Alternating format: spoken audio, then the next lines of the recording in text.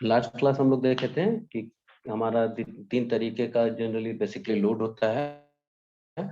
Domestic होता है, industrial होता है और कमर्शियल लोड होता है। तो जैसा हमारा रिक्वायरमेंट होता है उस हिसाब से हम लोग उसको सप्लाई देते हैं। ठीक है, आज हम लोग देखेंगे कि जनरल रिक्वायरमेंट इलेक्ट्रिकल इंस्टॉलेशन का क्या है। जनरल रिक्वायरमेंट, तो जनरल रिक्वायरमेंट में होगा कि सबसे पहले हम लोग इलेक्ट्रिकल इंस्टॉलेशन जो भी कर रहे हैं, हर एक चीज को किसी ना किसी रूल रेगुलेशन के अंतर्गत करते हैं। हमको कोई भी वायर अगर रन करवाना है तो हम अपने मन से वायर का सिलेक्शन भी नहीं करेंगे, वायर को रन भी नहीं कराएंगे। हम लोग किसके अकॉर्डिंग चलेंगे? तो इंडियन इलेक्ट्रिसिटी रूल के अकॉर्डिंग चलेंगे। हम लोग को यहाँ जितना भी काम इलेक्ट्रिकल एस्टिमेशन एंड कॉस्टिंग में करना है, हर एक काम को हम लोग इंडियन इलेक्ट्रिसिटी रूल के अंतर्गत ही करेंगे काम, बाहर हम लोग कुछ भी नहीं करेंगे।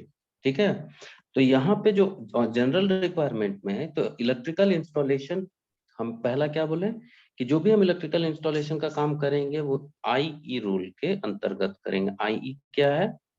Indian electrical rule, electricity act के अंतर्गत हम लोग काम करेंगे। इंडियन इलेक्ट्रिसिटी एक्ट के अंतर्गत हम लोग काम करेंगे। ठीक है, अब इसमें क्या है, जैसे तुम्हारा आईएस इंडियन स्टैंडर्ड 732-1983 क्या बोलता है कि जो भी मटेरियल और फिटिंग होगा हम लोग लगाएंगे। जैसे देखते हो आईएस इंडियन स्टैंडर्ड के रूल के अंतर्गत आना चाहिए। जो भी फिटिंग होगा, अप्लायंसेस होगा, सभी कुछ हम लोग का इंडियन स्टैंडर्ड स्पेसिफिकेशन के अंतर्गत आना चाहिए। कि किसी के यहाँ भी अगर हम काम कर रहे कस्टमर के यहाँ, तो कोई भी चाहता है आईएसआई मार्क का चीज प्रोडक्ट होना चाहिए या इंडियन स्टैंडर्ड के अंतर्गत होना चाहिए। तो जो भी हम यहाँ मटेरियल यूज करेंगे, मटेरियल होगा, फिटिंग होगा, ठीक है, या जो भी हम इलेक्ट्रिकल इंस्टॉलेशन के लिए काम करेंगे, कितना भी तरीके का काम, वो इंडियन स्टैंडर्ड के अनुसार होना चाहिए। इंडियन स्टैंडर्ड के अनुसार होना चाहिए। क्लियर है यहाँ तक? हम लोग अपने मन से यहाँ कुछ भी एक्स्ट्रा काम नहीं करना है जो हमें रूल नहीं कहता है। हम लोगों को रूल के हिसाब से काम करना है। दूसरा यहाँ क्या कहता है कि इंडियन इलेक्ट्रिसिटी रूल की जब भी कोई काम होगा, ठीक है, तो वो क्या होना चाहिए, एक ऐसे वर्कमैनशिप के अंदर होना चाहिए जिसको पहले से वो एक्सपीरियंस हो, सुपरविजन होना चाहिए ऐसे पर्सन का जिसके पास सर्टिफिकेट हो, वो कॉम्पिटेंट हो गवर्नमेंट से काम लेने के लिए। वैसे ही अंदर आदमी के अंदर हम लोगों को काम, मतलब हम लोग किसी को काम भी देंगे तो सबसे पहले देखते हैं कि उसका प्रीवियस एक्सपीरियंस क्या है, उसके पास सर्टिफिकेट है कि नहीं, वो हमारा काम करने के लिए सक्षम है कि नहीं, उसमें वो पहले इतने बड़े स्तर का काम किया है कि नहीं। अगर वो नहीं किया है तो ये काम को हो सके बीच में छोड़ दे, या वो कम मतलब गलत तरीके से करे। तो इसलिए कोई भी काम हम लोग को किसी को भी प्रोवाइड करना होता है तो पहले उसका हम लोग पास्ट देख लेते हैं कि उस तरीके का काम किया है कि नहीं। अब एक प्लम्बर है, हम उससे इलेक्ट्रिसिटी का काम नहीं करवा सकते हैं, भले उसको नॉलेज हो, थ्योरेटिकल नॉलेज हो, लेकिन क्या है, प्लम्बर को हम नहीं देते हैं कि अगर वो पहले प्लम्बर का काम किया, क्योंकि वो बढ़िया ढंग से नहीं कर पाएगा।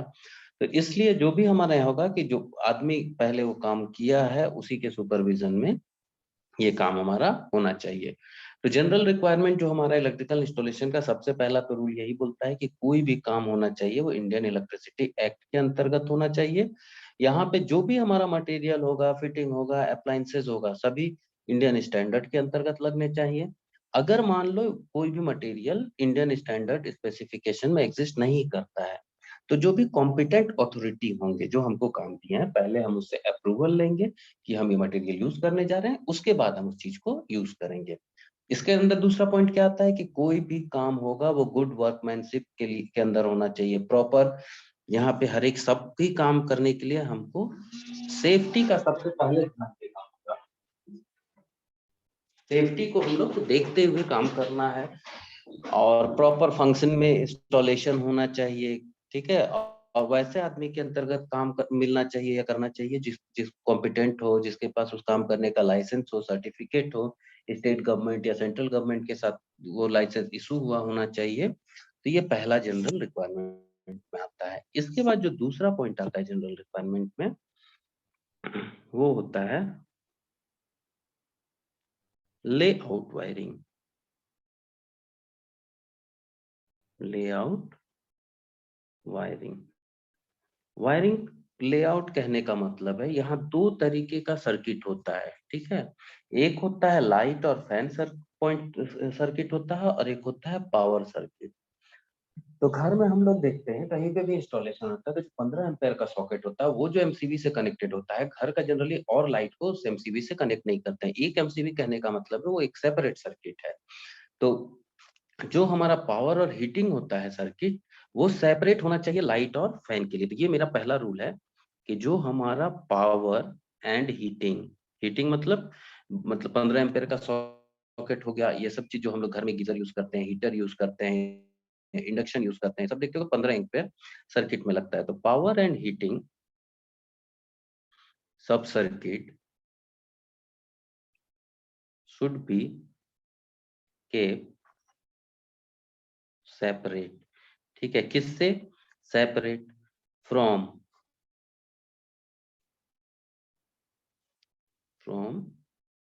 लाइटिंग एंड फैन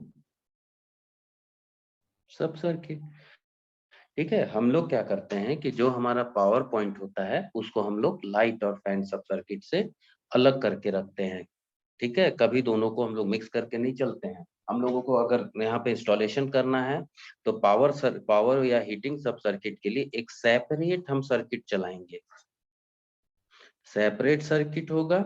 और लाइट और फैन पॉइंट के लिए भी सेपरेट सर्किट होगा, लाइट और फैन के लिए सेपरेट सर्किट होगा। हम लोग दोनों को एक दूसरे से मिक्स नहीं करेंगे, दोनों को मिक्स नहीं करना है, दोनों के लिए हम लोग को अलग अलग इंस्टॉलेशन करना है।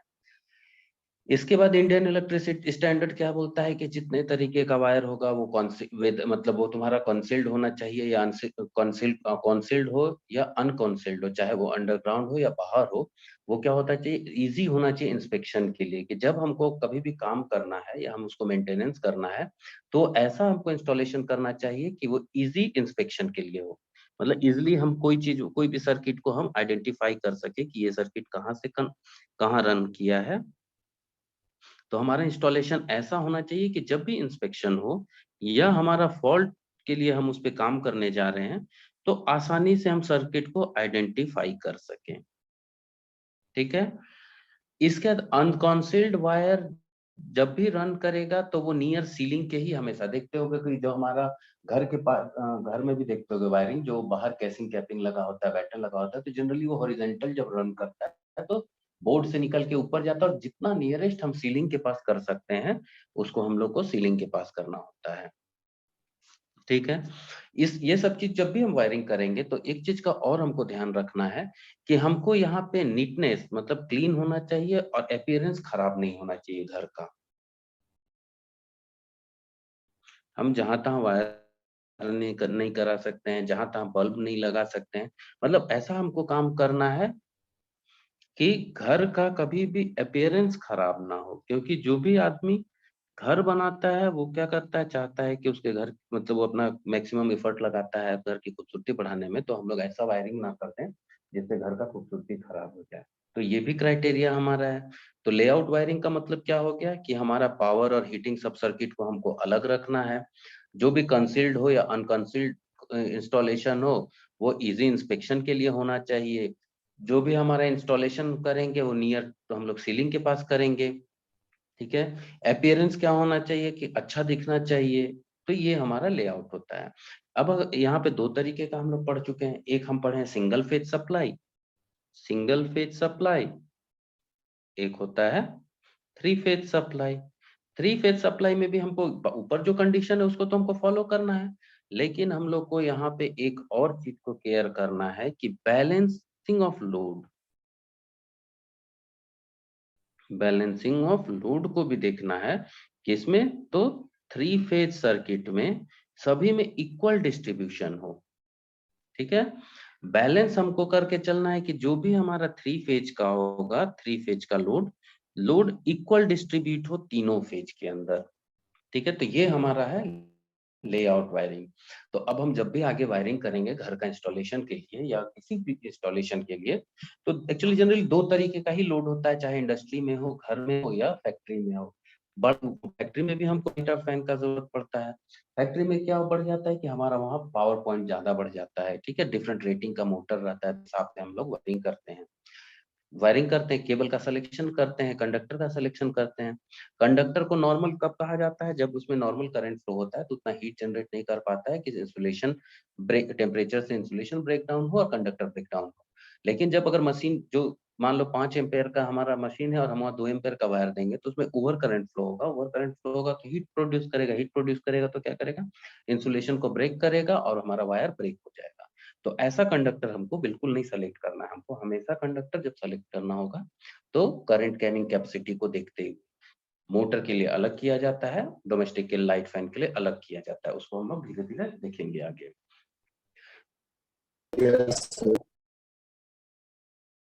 ठीक है। इसके बाद जो हमारा थर्ड पॉइंट आता है वो होता है कंडक्टर।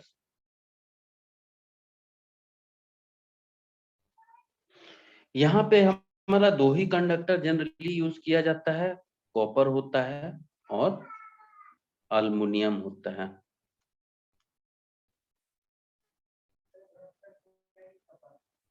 अल्मुनियम कंडक्टर हम लोग यूज करते हैं। जो हमारा सब सर्किट निकलता है तो मिनिमम क्रॉस सेक्शनल एरिया जो हमारा कंडक्टर का माना जाता है 1 mm² हम लोग लेते हैं कॉपर के लिए।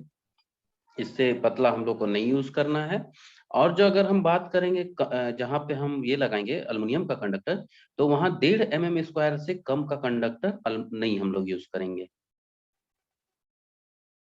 ठीक है। ये क्रॉस सेक्शन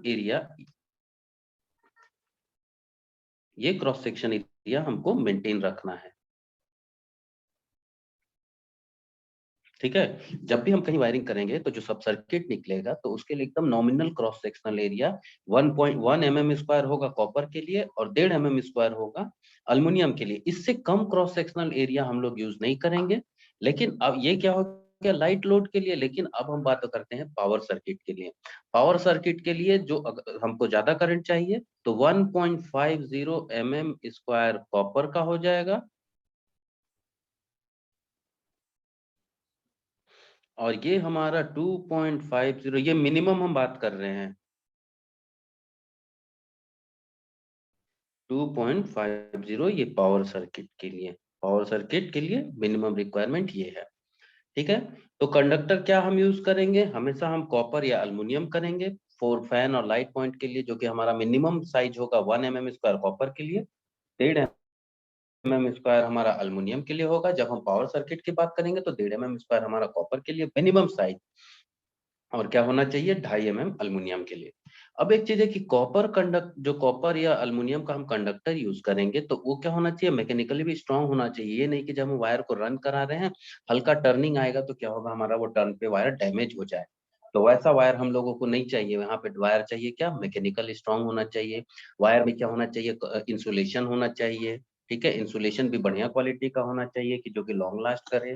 तो ये सब चीजों को देखते हुए हम लोग कंडक्टर का सिलेक्शन करते हैं कि कंडक्टर हम जिस सर्किट के लिए कर रहे हैं सर्किट का लोड कैलकुलेट करते हैं। एक्चुअली फैन, जैसे अगर मान लो हमारा फैन और लाइट पॉइंट हम कनेक्ट कर रहे हैं तो ये मैक्सिमम 800 वाट हम एक कंडक्टर में एक सर्किट में कर सकते हैं और 10 पॉइंट्स कर सकते हैं। 10 पॉइंट्स मतलब नंबर ऑफ फैन और लाइट पॉइंट, लाइट बल्ब या जो होगा ट्यूब। तो 800 वाट से हम ज्यादा नहीं करना है और 10 पॉइंट से ज्यादा नहीं करना है। ठीक है।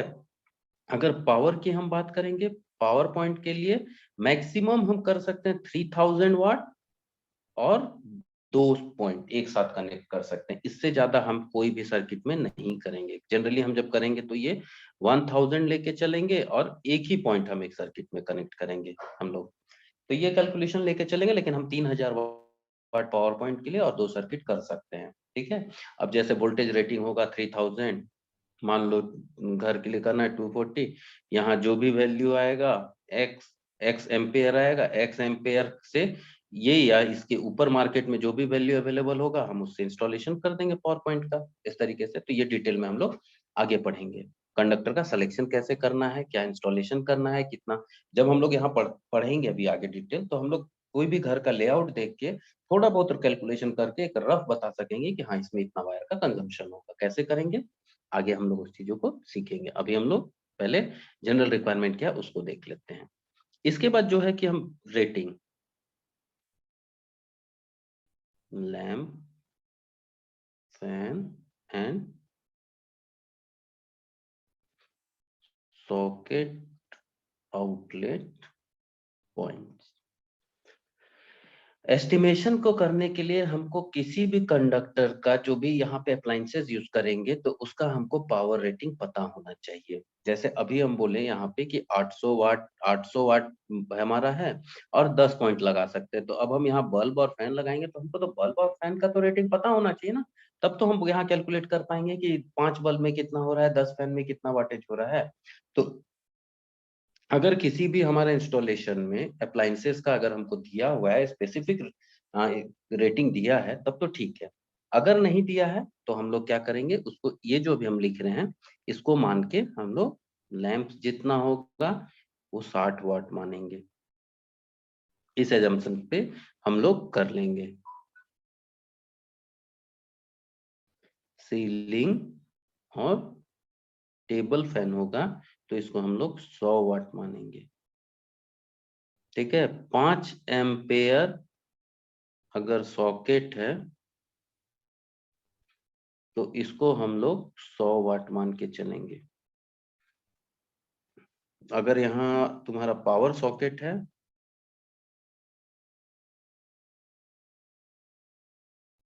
जो 15 एम्पेयर की बात कर रहे हैं तो इसको हम लोग 1000 वाट्स मान के चलेंगे। तो ये जो बेसिक एजम्पशन है इसको याद रखना होगा थोड़ा। कहीं भी जनरली इसी तरीके का कैलकुलेशन होता है, इसी तरीके का लोड होता है, तो ये हम जनरल एक या रफ फिगर मान के चलेंगे तो हमारा डोमेस्टिक और कॉमर्शियल इंस्टॉलेशन आसानी से हम सीख लेंगे, इसमें कहीं कोई दिक्कत नहीं होगा। बस इस डेटा को हमको क्या करना होगा, थोड़ा सा याद रखना होगा। ठीक है, इसके बाद जो हमारा पॉइंट आता है जनरल रिक्वायरमेंट में वो होता है ज्वाइंट बॉक्स